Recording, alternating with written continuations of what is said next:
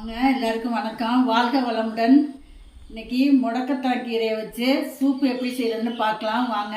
5-6 சின்ன வெங்காயம் எடுத்திருக்கேன், ஒரு துண்டு இஞ்சி எடுத்திருக்கேன், ஒரு சின்ன சைஸ் தக்காளி ஒன்று எடுத்திருக்கேன்.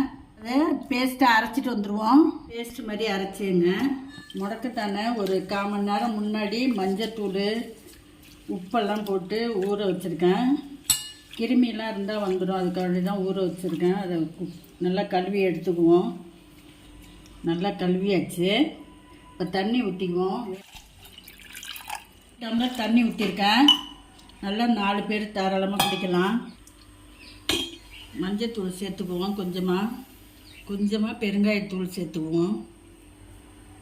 ஒரு கைப்பிடி அளவு எடுத்துருக்கேன். அந்த கீரையும் இதிலேயே ஆட் பண்ணிக்குவோம்.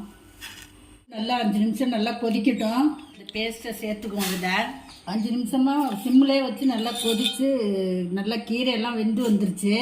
ஒரு பச்சை மிளகாய் கீரி வச்சுருக்கேன், அதை சேர்த்துக்குவோம். பூண்டு சேர்த்துக்குவோம். கொத்தமல்லி இலையோட தண்டு நசுக்கி வச்சுருக்கேன், அந்த தண்டை சேர்த்துக்குவோம். ஒரு 3/4 ஸ்பூனுக்கு மிளகு ஜீரகத்தூளை சேர்த்துக்குவோம். ஒரு கொதி வந்தோடனே இறக்கிடலாம். வடிகட்டிக்குவோம். நல்லா 4 பேர் குடிக்கலாம். இதை குடித்தா நல்லா பசியை தூண்டும். இடுப்பு வலி, கழுத்து வலி, கால் மூட்டு, கை மூட்டு எல்லாத்துக்கும் வலியெல்லாம் நல்லா போக்கும். வாரத்தில் 2 நாள் டெய்லி கூட எடுத்துக்கலாம். இல்லாட்டி 2 நாள், வாரத்தில் 2 நாள் குடிச்சிங்கன்னா ரொம்ப நல்லது. மல்லி கழுவி எடுத்து வச்சுருக்கேன், அதில் தூவிக்குவோம்.